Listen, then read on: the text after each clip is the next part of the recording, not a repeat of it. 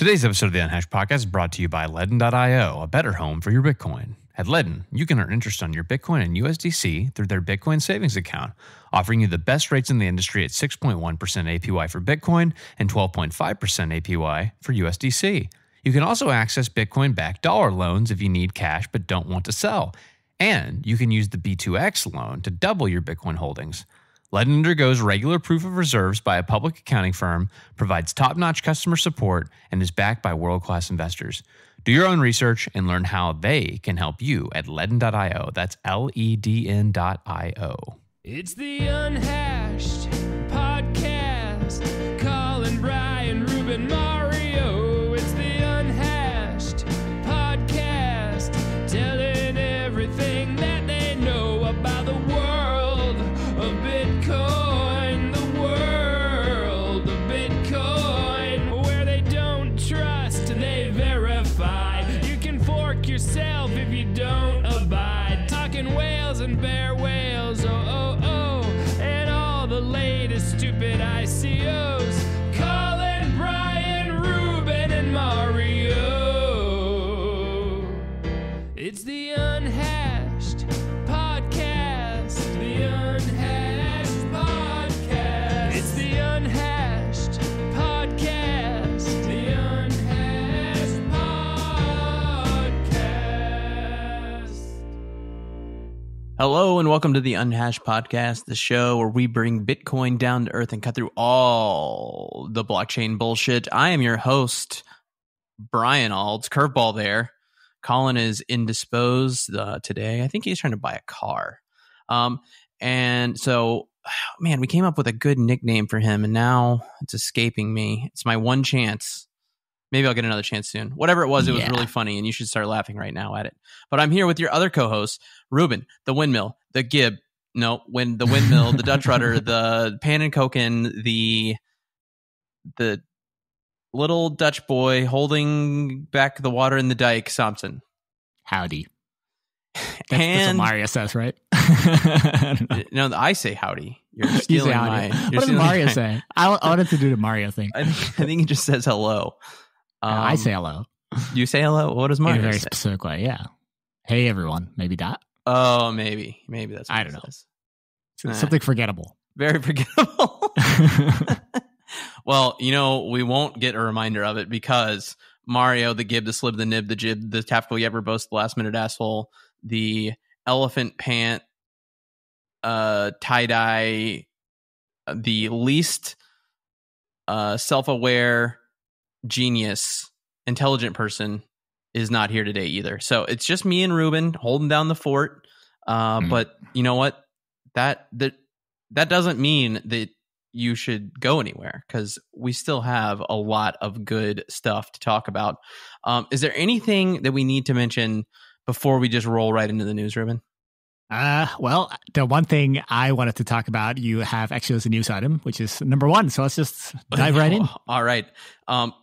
Probably my favorite news item today. I don't want not really a favorites. news item, is it? I feel like I think it's a thing news. We should mention. Okay. It's okay. So Charles Hoskinson himself, he had something to say about our toilet paper, our unhashed shitcoin white paper toilet paper, while he was on Lex Friedman's podcast. This is a big podcast, and I'm really pissed at Charles that he did not mention either one, who gave it to him, or two, the Unhashed Podcast. I feel like he should have, but he didn't because he's an asshole.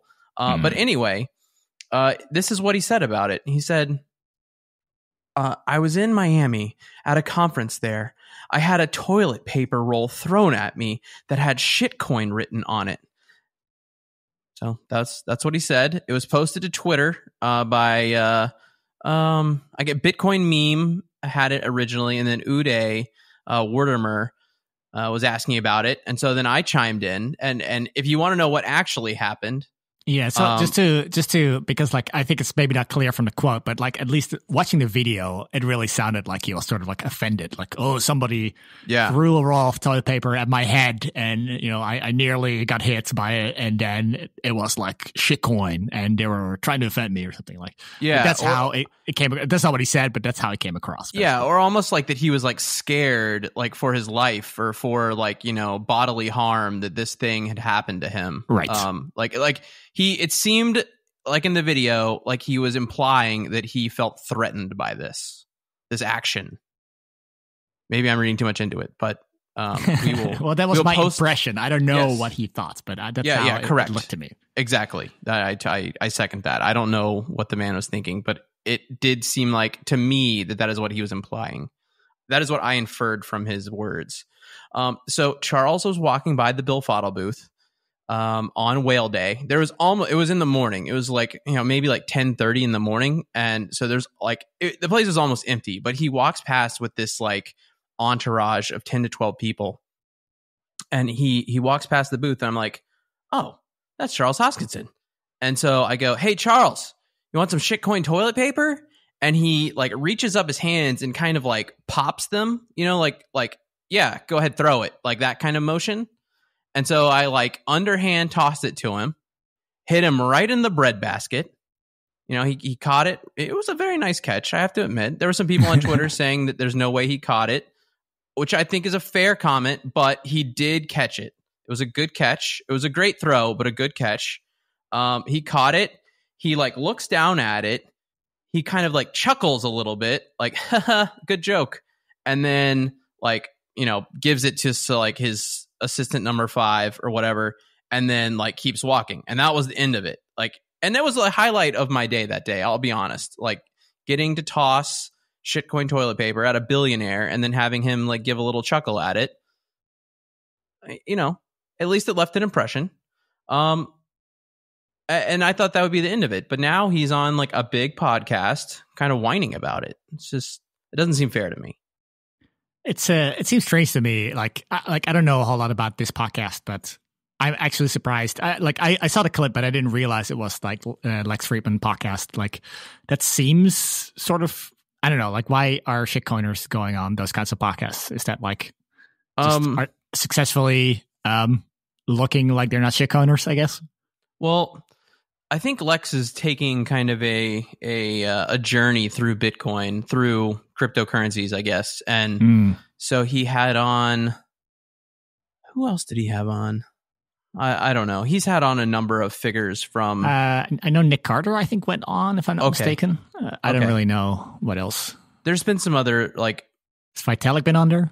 Yes, Vitalik has been on there. That's correct. Yep. So he's kind of doing this journey through, and I suppose like since Cardano is now like top 10, maybe Charles gets a call. And being a billionaire probably helps you get on shows like that too. Is my guess. Well, I hope it's not all about money, but okay. Yeah. It's kind of about money. It helps. I'm just saying, like, it allows you to have connections. Yeah. You become important by just being rich. Yes, correct. So, yeah. Anyway, that's that news. It was fun being mentioned on there, even if like no one else knew. All right, we should move on. Number 2, scammers are sending out fake replacement devices to Ledger customers exposed in a recent data breach that are used to steal. Oh, that's horribly written. Sorry. People are sending out fake Ledger devices to Ledger customers that were victims of the data breach. In a Reddit post, a Ledger user shared a devious scam after receiving what looks like a Ledger Nano X device in the mail. The device came in an authentic-looking packaging with a poorly written letter explaining that the device was sent to replace their existing one as their customer information was on the online raid forum hacking leak. So basically, hackers have made up fake devices, and then, I think they're just basically rubber duckies. As soon as you stick them in, all your base R belong to them. Yeah. So I'm not sure. Maybe there are some viruses on there and stuff, but basically, from what I understand, what it does is it shows some kind of ledgery screen, and then it says, hey, let's move over your coins from the old Ledger device to the new device, input your seed phrase right here, and bingo. Once you do that, I assume it calls home and it sends the seed phrase to the hackers. Yeah. So yeah, it's a fancy little way of using people's addresses. I wasn't expecting like this type of attack where they literally physically try to scam people into putting something into their computer that doesn't actually come from Ledger. Yeah, I feel like they'll get a lot of like small accounts doing this. Or not a lot, but like many small accounts. I don't feel like if you had a bunch of crypto of Bitcoin or any crypto that you would fall for something like this. But I could be wrong. Yeah, I mean, the problem is that it's definitely they're trying to target beginners, right? Like Ledger is really the kind of thing like, I don't really know about crypto, but I know I'm supposed to keep it myself, so I'm going to buy a Ledger. And then you buy a Ledger, and now, I think those type of people that are not particularly like I guess they're in between, right? Because they take one step and they're not on the exchange anymore. Like they know enough to at least not be on the exchange. But then the second step is sort of like, they don't really know what they're doing. And then, hackers probably see them as a good target. So sure, like, if the scam fails like, a 999 out of 1,000 times, that's still, that one person might have a good amount of money on there. So it's still worth it, I guess. Yeah. I mean, you do have to like it's different than just an email though, right? Like there is some capital required for this. Like obviously I hope that it doesn't make money. And then we don't see like repeats of this. Yeah. I don't know. I mean, my gut feeling is that they won't get ROI here, but maybe. I hope I'm correct in that. Yeah, I mean it's just a USB stick. Like if they made it all fancy and stuff, like I don't know about like how fancy they went, but I think the materials can be pretty cheap if it's not like if it doesn't have a screen or anything. It's literally just a USB stick with the word Ledger on it. That could be cheap, but I don't know. It could be. I feel like.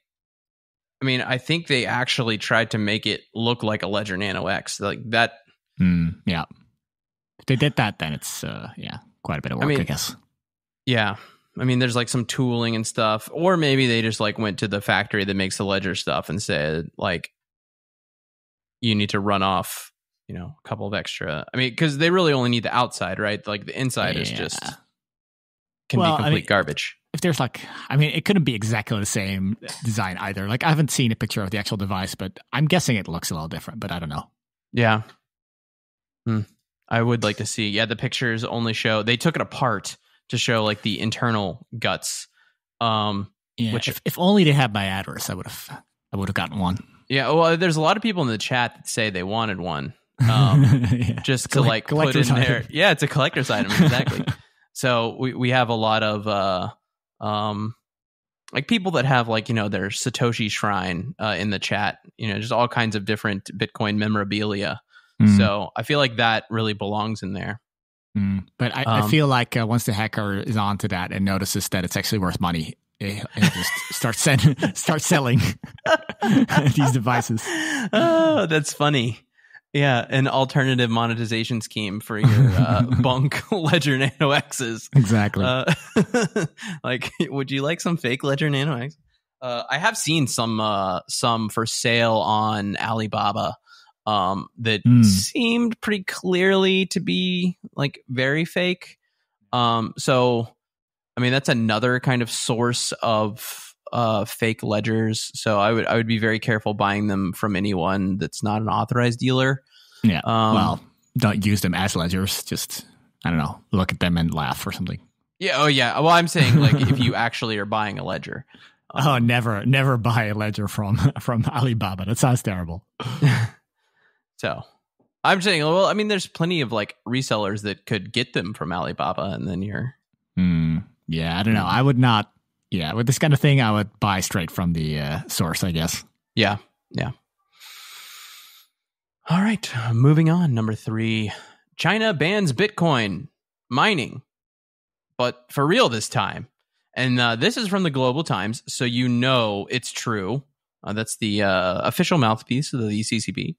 Many Bitcoin mines, this is a quote, many Bitcoin mines in southwest China's Sichuan province, one of China's largest cryptocurrency mining bases, were closed as of Sunday, according to the local authorities, ordered a halt to mining in the region on Friday amid an intensified nationwide crackdown against cryptocurrency mining. The ban also means that more than 90% of China's Bitcoin mining capacity is estimated to be shut down, at least for the short term, as regulators in key mining hubs in China's north and southwest regions have taken similar harsh steps, close quote. However, this time, it seems like there is some truth to the articles and rumors, as hash power has taken a dive per estimated difficulty adjustments over the last month. Block times over the last 2 days have hit 13.9 minutes on average. The question here is this good for Bitcoin? Well, 14 minutes almost. So that's quite a bit of hash power disappearing. That's pretty huge. Yeah, it's big. Yeah, I assume it's going to go back online. Like they're moving these devices and using them elsewhere. So I don't think it's going to be like this forever. And also what I'm wondering, like in your quote, they call it Bitcoin mines. And I don't know, like calling it a mine, just like I get that we're using the mining analogy everywhere already. So you might as well call the mining facility a mine. But what do you think? Does that sound I guess appropriate? Or I mean, I think so. Do you think it should be like data centers or? It just, I don't know. They're not like regular data centers though. Yeah. Like mining facility or something, I guess I would call it. But a mine, yeah. I guess I haven't really seen that in this context, but maybe it is a thing. I don't know. I mean, it is global times. So, like, it's the Chinese, English translation, like, so you're gonna get some I mean, they probably just like copy pasted it into whatever their version of Google is to translate it. I was just wondering like what your intuition was in this word. But I guess like I knew what they meant, obviously. I think mining facilities would probably be better. Yeah. Anyway. But so here's what I think is weird about this. The market reacted really negatively to this news. And I think that this is one of the most positive things for Bitcoin, like all year, even above the El Salvador news, which was big. And I like that would be number 2 for me. But number 1 most bullish thing to happen to Bitcoin is this right here. And basically, like China shutting down these mines and making them go elsewhere. A lot of them are headed to Texas. And the United States, but really just kind of scattering them all over the world. Seems like they kind of flushed their one real opportunity to control Bitcoin, because the centralization of mining in China was like, for all of its downplaying, like was like kind of a threat to Bitcoin. And now, like in one fell swoop, the Chinese government just kind of flushed that down the toilet. What do you think about that? Yeah, no, I think it's a good argument. Like, I don't really know where the mining is going next, and if that is going to be just yet another form of centralization, right? So I guess we'll have to wait and see. But yeah, in general, I would say, the location where the most mining was happening, that one has to now spread out and go elsewhere. Yeah, that sounds good to me. Yeah. The decentralization of the mining in general is good, but getting it out of China is like double good. So, it's a win-win here. And it deflates the, like, all the mining is centralized in China, so the Chinese government can take it over narrative. It also deflates the ESG narrative of, all these are running on Chinese coal mines, which wasn't exactly true, but it was kind of true. Yeah. And now, like, it's running on the Texas grid, which is actually largely powered by wind, or not largely, but there is a large and growing component of wind powering the Texas grid. So, right. I think like this hits multiple narratives, and I don't know. I think it's very good for Bitcoin, and I think I would have liked to have seen some mining remain in China. Maybe they still do. Like I know smaller miners are still allowed to do so, but they will eventually shut down as well. But like just having it spread out as much as possible is good, and having some mining in China, I think, is good too. But not too much, I guess. Yeah, I agree with that. I mean, if basically the population pro rata percentage wise, I don't know how to say this, the proportion of the Chinese population, if they have that much mining, I think that's healthy. Bitcoin mining coming to India. Cometania? Coming to India. Oh, yeah. I mean, why not? It seems like population. If they could find cheap power there, it's a lot easier to move the mines from China to India than from China to the US. So anyway, all right. Well, moving on elsewhere in China, as reported by ABC News, China's biggest banks promised Monday to refuse to help customers trade Bitcoin and other cryptocurrencies after the central bank said executives were told to step up enforcement of a government ban. Regulators appear to worry that despite the 2013 ban on Chinese banks and other institutions handling cryptocurrencies, the state-run financial system might be directly exposed to the risk. Beijing also worries users might evade efforts to monitor and control the financial system. The 4 major state-owned commercial banks and payment service Alipay promised to step up monitoring of customers and block the use of their accounts to buy or trade cryptocurrencies, close quote. So, China bans Bitcoin again. So this is more of a buying and selling ban. Correct, yes. Yeah, not wanting their citizens to be, able to handle their financials outside of anything the state could monitor and run. It's very CCP. So I wonder how this is going to go, because I feel like completely outright banning Bitcoin in China, buying and selling, is going to be difficult. I feel they're going to find a way around it, I think. So we're going to have to wait and see how this goes. But I feel like, God, when was this? There was this big ban of exchanges in China, and that also sort of just seemed to have moved the action elsewhere. But certainly the Chinese were still buying and selling. So I doubt this is the end of it, but I guess it's another one of those news items. Yeah. It does seem just more of the same. Hey, we told you it was banned, and now it's really, really, really banned. I think this kind of goes along with China in general. Whenever they see Bitcoin is kind of at a weak point, they'll just push more banning of it. And I'm wondering when the market will get used to, it's banned, we get it, and just kind of move along. This will just kind of, I think we're kind of there, but it still has had some negative reaction to this, which is kind of, I just don't understand it. So what I'm wondering is is Bitcoin bad for China? Is it worse for China, or is it worse for the US? Who is more threatened by Bitcoin? I think China is way more threatened by it. They want to see, or they just want to be able to see what all is going on in their citizens' finances. And they definitely don't want someone being able to acquire wealth that they can't touch, or take away from them. And so I think yeah. Isn't it similar for the US though?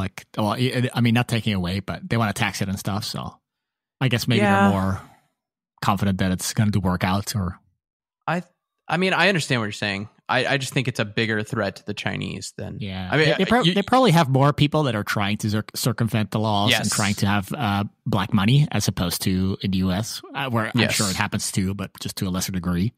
Yeah, I think a lot of wealthy people in the US are just I'll just pay my taxes, and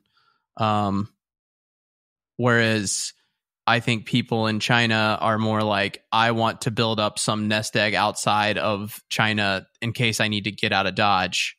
And I don't want everything to be on accounts that the CCP can freeze or take over. So maybe they don't want Chinese people to use cryptocurrency, but maybe the government does want to use cryptocurrency. Yes. Oh, yeah. I like, would the government want to use Bitcoin? Well, I mean, Probably one thing not. that they could do that, probably is not going to happen, but they could, for instance, issue a Bitcoin-backed token or something that they still fully control. It's backed by Bitcoin and it's government controlled, things like that. Okay. I could see them like using that as like the compromise of like, well, we can't keep everyone from buying Bitcoin, but we do want to control it. So if you want to buy it, fine, but you have to buy, CCP Bitcoin. Yeah. And we'll just store it for you and you can trust us. Don't worry. Exactly. Extra safe. It will trade at a premium because people like it so much. Oh man, so much fun. Well, we know the CCP is listening, so if you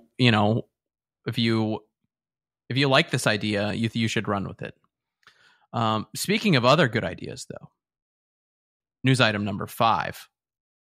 Brock Pierce made headlines in more ways than one over the last week.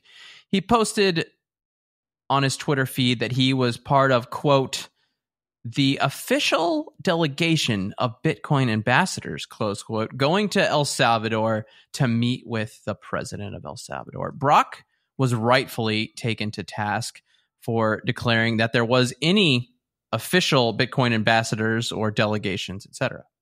But then, to make matters worse, Brock posted a screenshot of an article, including his photo next to the president above the fold on the front page in the paper Noticia.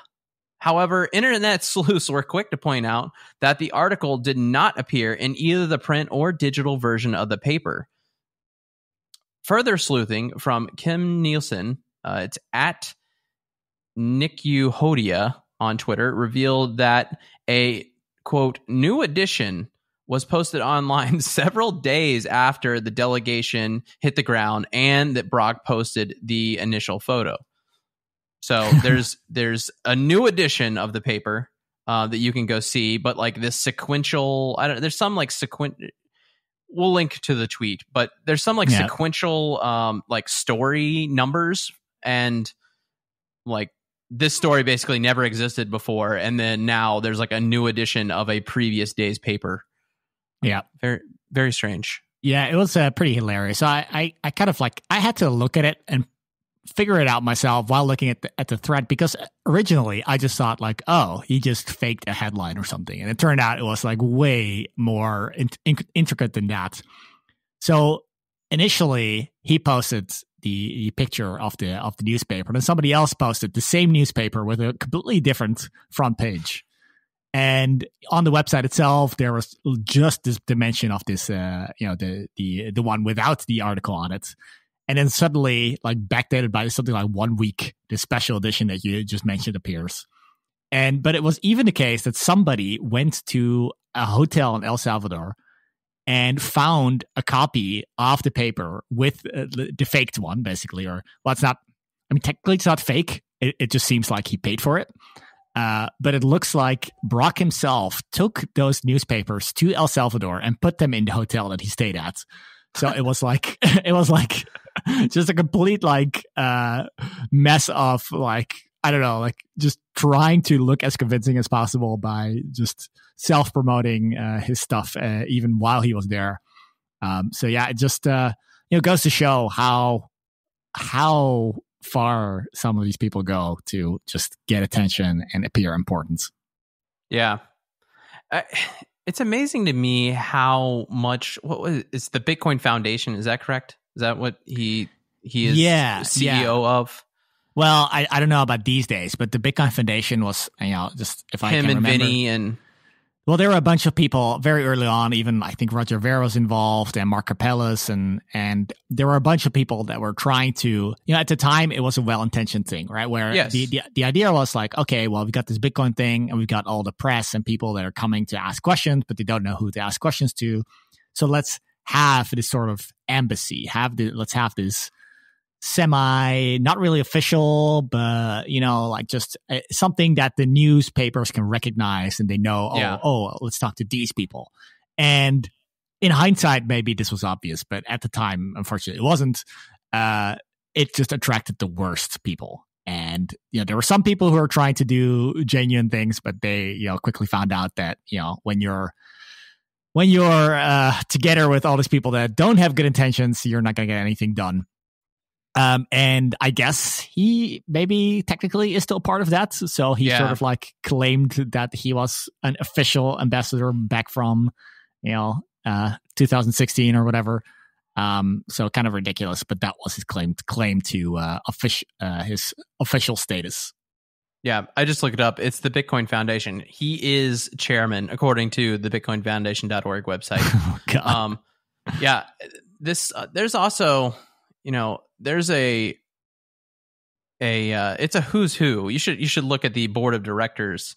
I don't know the executive director. His name is Lou Klassen. I've never heard of this guy.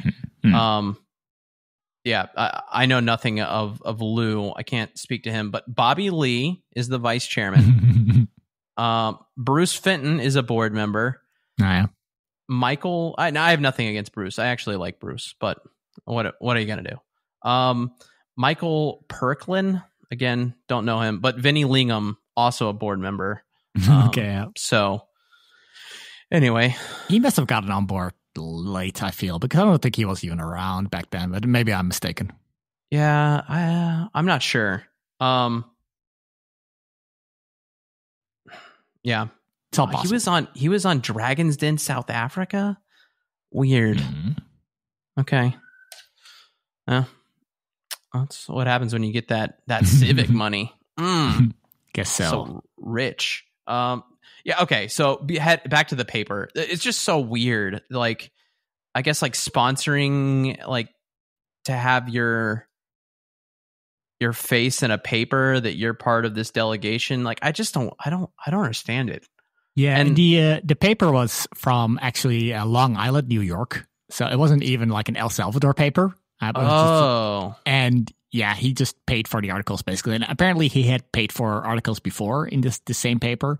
And so It wasn't even an El Salvador paper. It was like just brought there. Oh, wow. What's even stranger? Yeah. Okay. Is it like an article?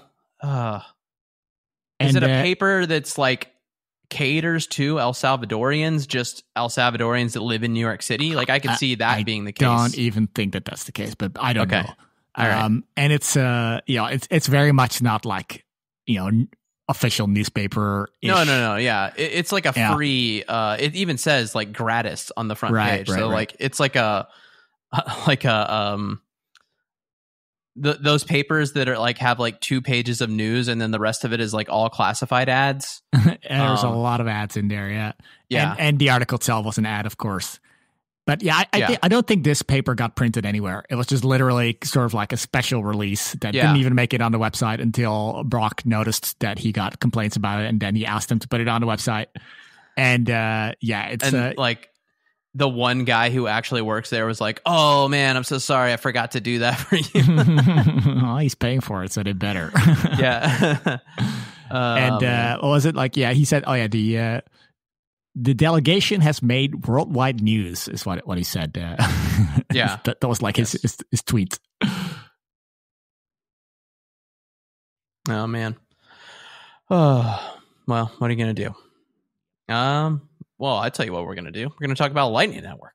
And news item number 6, Bitcoin Magazine writes, the Lightning Network, a Bitcoin Layer 2 scaling solution proposed in 2015 by Joseph Poon and Thaddeus Dryja, has grown a lot in just a few years. Now the network has achieved a significant milestone, housing more than 1,500 BTC in its channels, roughly $56 million at press time. Perhaps the most recent of Lightning Network's advancements towards wider adoption relates to Bitcoin exchanges adding support for the protocol. Bitfinex was the first major exchange to do so, allowing its users to withdraw funds directly to Lightning in 2019. Others have followed suit, including HODL HODL, River Financial, and OK Exchange. Also providing benefits of instant deposit and withdrawals and relatively low fees to their users. So there you have it. I like the word relatively. Yeah. Yeah, I guess it's all relative. Everything's relative, but, pennies, less than pennies, I would say, be maybe absolutely low. Could you just say that they're low without a qualifier there? Well, I mean, the problem is that they're currently low, but maybe once Bitcoin fees go up, it will also affect the Lightning fees. So who knows if they're actually going to be like, I feel like the fee market for Lightning just hasn't really fully developed yet. So I find it a little uncomfortable to make any predictions about that. And that's sort of also what happened with Bitcoin, right? Where people were like, oh, it was cheap today, so it's going to be cheap forever, right? And it's whoops, no. I'm more optimistic about Lightning. I mean, I'm not saying it couldn't be cheaper, but at the same time, I don't know. I want to be cautious there. Yeah. Interesting. I hadn't thought about that.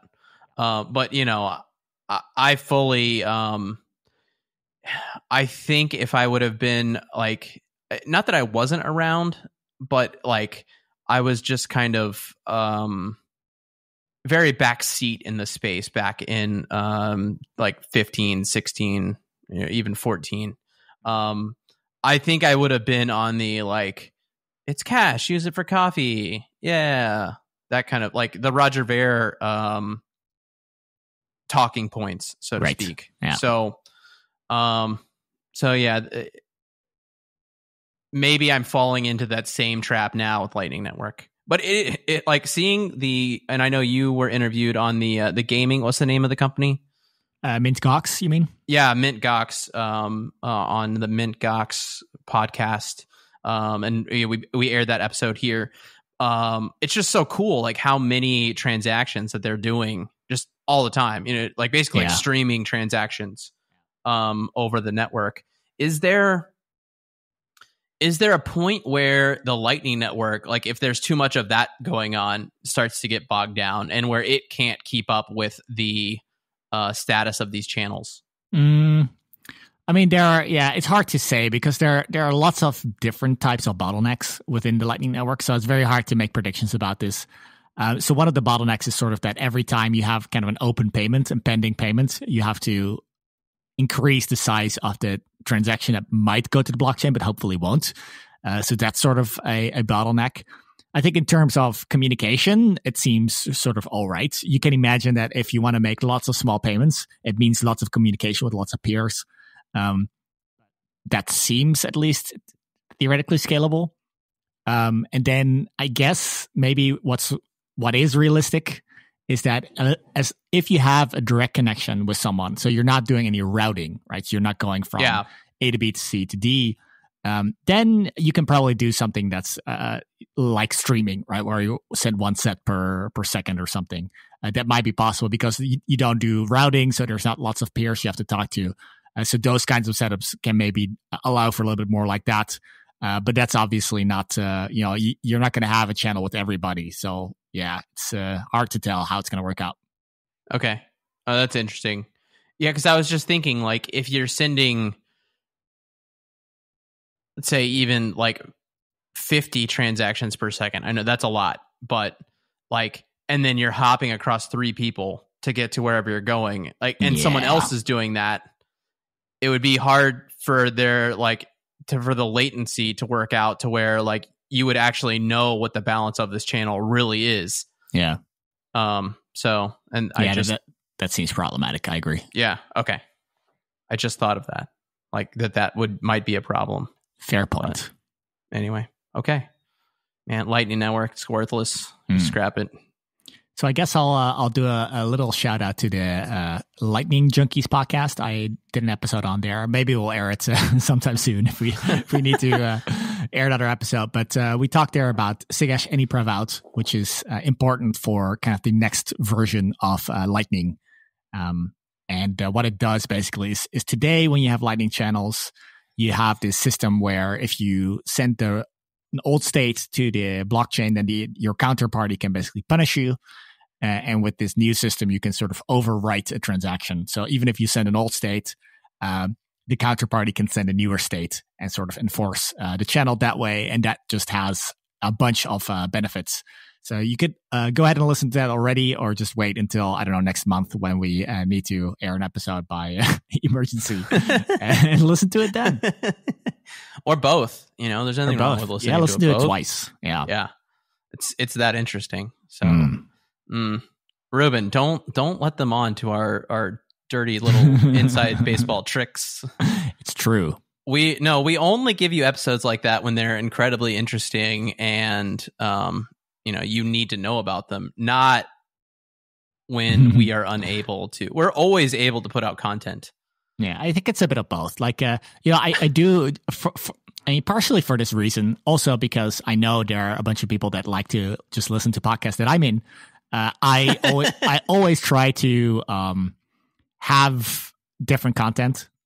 So even though I talk about similar things, right? Like a lot of it is always about like, my sidechain proposals, soft chains, state chains, drive chains, space chains, not drive chains, not one of mine. But yeah, I try to always have a different angle. So that podcast in particular, it was mainly about Sigash Ediprevout. So that's, a little different than the usual stuff. Is that something that you, I don't know what the word is, came up with? Sigash Ediprevout? No. Did you? Okay, no. You're just speaking to the implications of someone else's brilliant idea? Yeah, so specifically here, and I also mentioned it in the beginning of the podcast to make it absolutely clear, like this is not my baby, but it's Sigash Ediprevout is something that is also used by two of my proposals. So therefore, I kind of know a lot about it, and I had to sort of like look into it deeply. So I was, in a position to talk about it.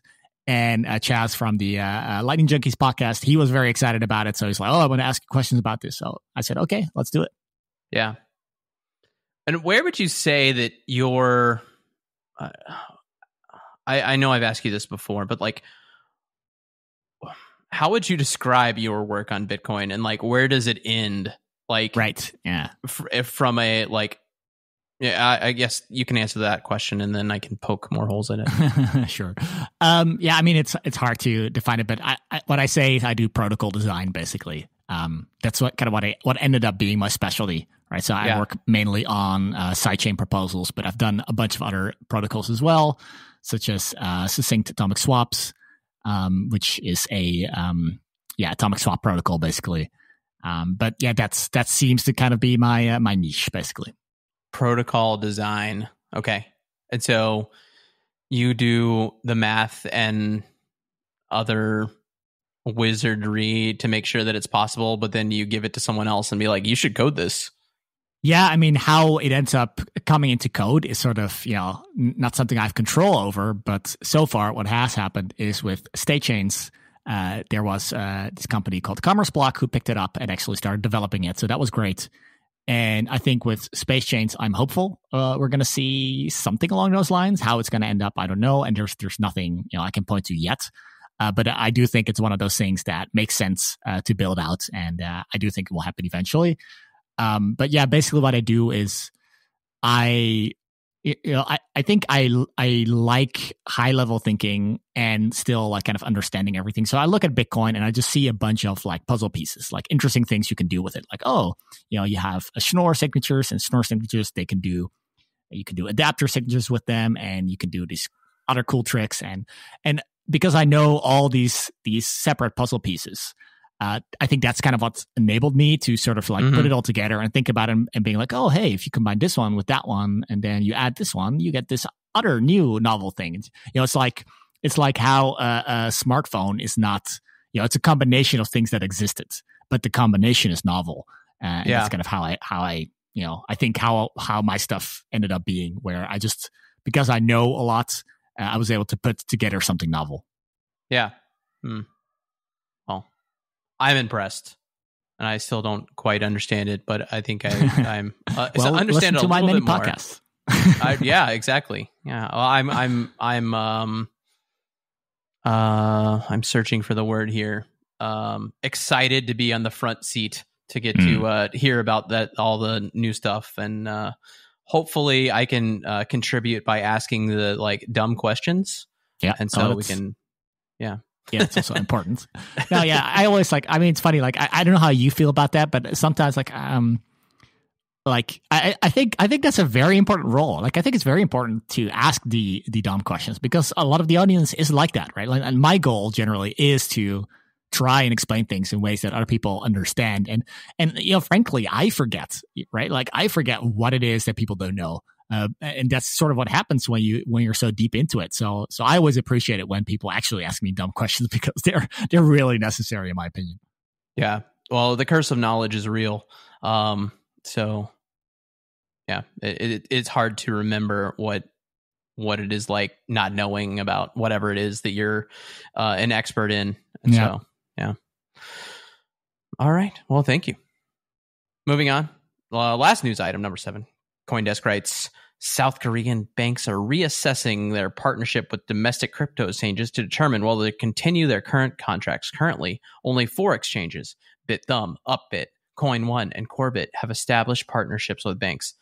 These are often referred to as the Big Four. According to South Korea Financial Transaction Reports Activity, FTRA, crypto exchanges are required to register with financial authorities by September 24th of this year. After the registration deadline, exchanges will fall under the FSC's regulatory net and will be subject to regular scrutiny. The banks associated with them will also be monitored to ensure that Know Your Customer and anti-money laundering protocols are being enforced. Upbit, the largest exchange in South Korea by volume, recently delisted 24 tokens and removed the fiat on-ramps for 5 tokens. Many view this move as an attempt by Upbit to remove any potential risk in the upcoming assessment by K-Bank. Yeah, so this was I mean, South Korean news is not super interesting for everyone, but there are a few things that are interesting about this. So the first thing is the last thing you mentioned, where they delisted 24 tokens and removed, I don't know what it means to remove 5 fiat on-ramps, but something. Yeah, I mean, that's sort of the typical, I guess, the shitcoin kind of thing. And the Upbit in particular, this exchange was sort of legendary in 2017 when at the time it was way too easy to register for Upbit. Basically, all you had to do was, so in South Korea, everybody uses the chat app called KakaoTalk. And KakaoTalk has your phone number. And your phone number is sort of a way to identify yourself in Korea. Like they have this sort of system where you can do that.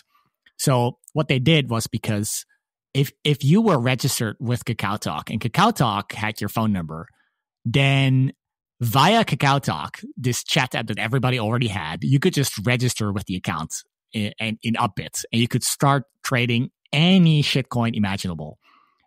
In fact, they had made some blunders where they had they allowed trading for coins that were announced but hadn't actually come into existence yet, because what they were going to do was they were going to fork from Bitcoin. So they were going to use the Bitcoin UTXO set to give other people tokens. So it was already known who did and didn't have tokens, even though the fork didn't actually exist yet.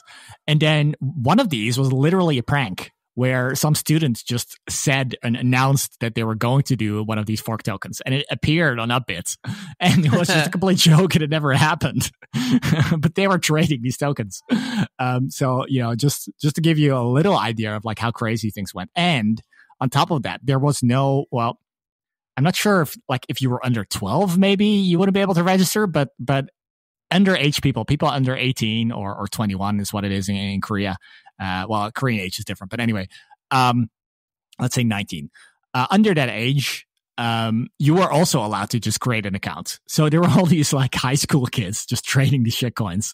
It was just insane. So I can see why South Korea feels like it's necessary to go with regulation, but it's also quite heavy-handed now. So they kind of went from one extreme to another extreme.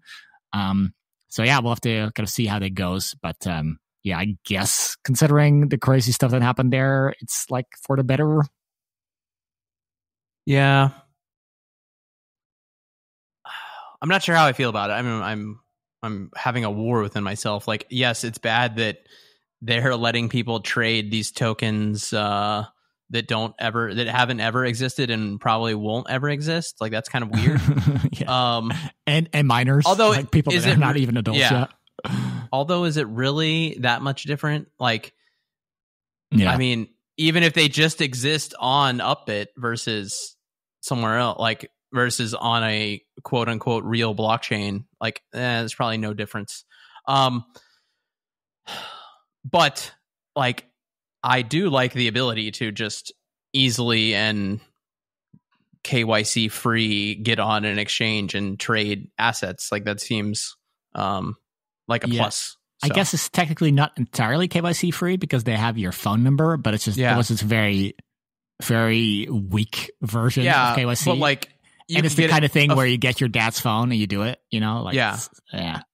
Or can you get like a phone number for your dog? Like, is that possible? Or do you have to have a passport? Is that how they control it? No, it's very, the phone numbers are all very passport controlled. So definitely. Okay.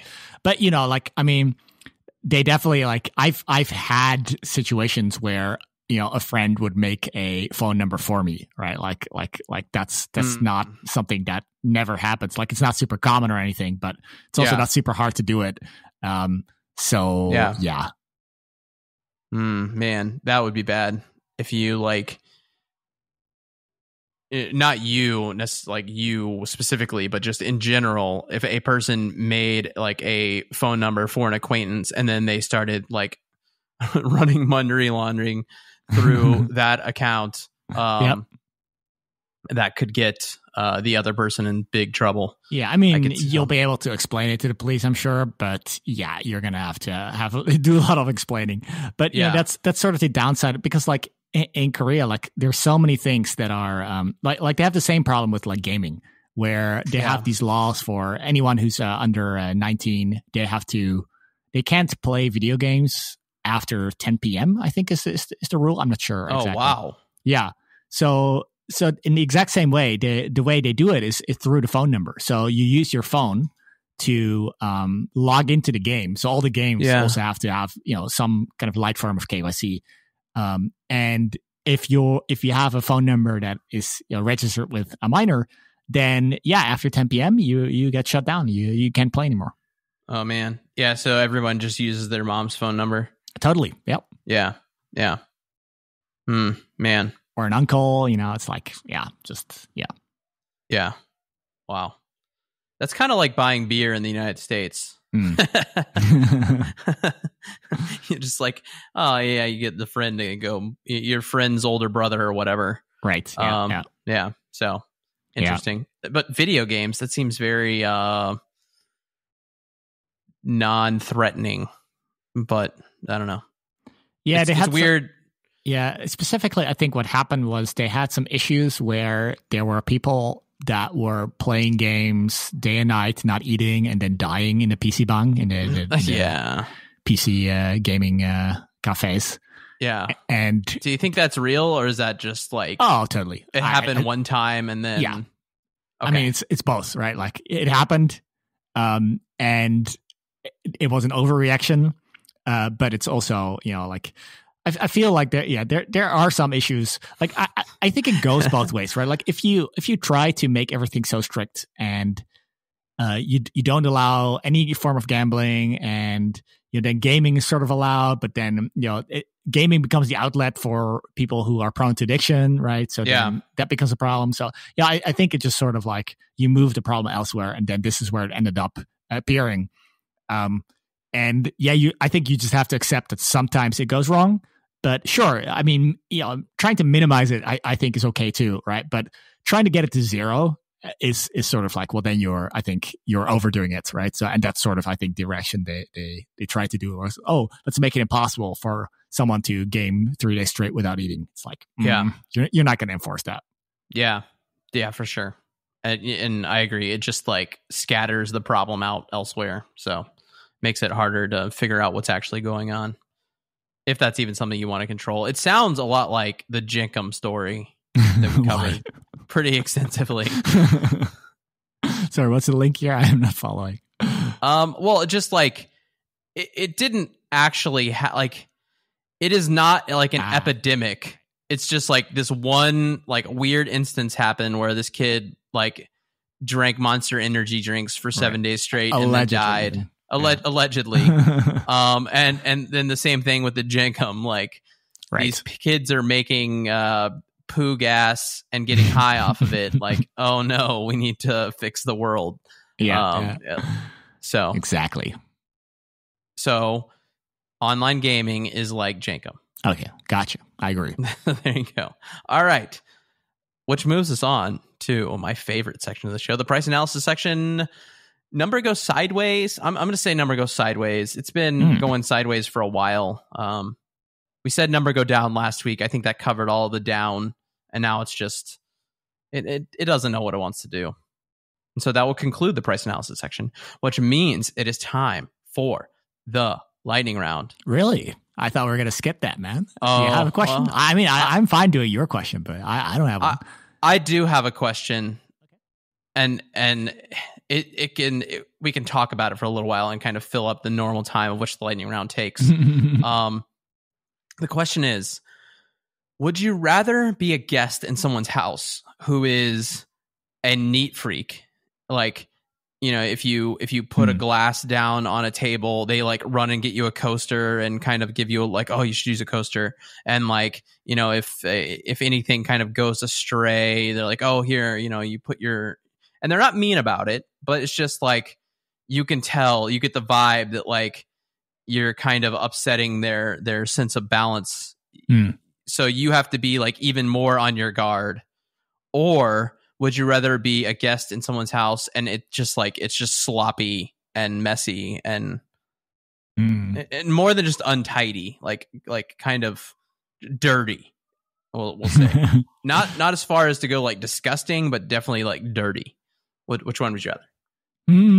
Well, both sound terrible, obviously, but I think I would go with dirty. I think the neat freak thing really makes me uncomfortable. I hate it when people have like, they're like uncomfortable about everything. You try to eat with them or something and you present them with a plate and they're like worried that the plate is not clean or something. I don't know. Like just people that are like that, I find, it just, I can't be at ease, right? Whereas when it's like dirty and like, I mean, I would worry like before sitting down, I'd be like, shit, can I sit here? Right? Like, I'd be like, let's take a look here, right? Like, be careful.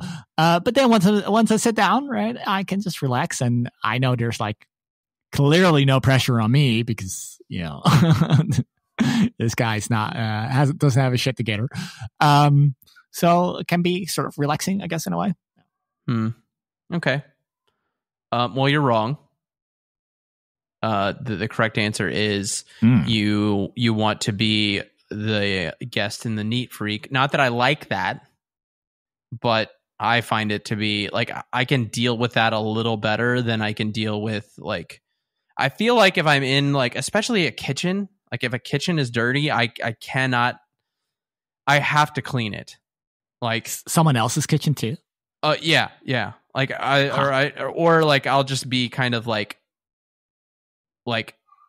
I can't, like, especially if I'm eating over there, like I can't eat in a like from a dirty kitchen.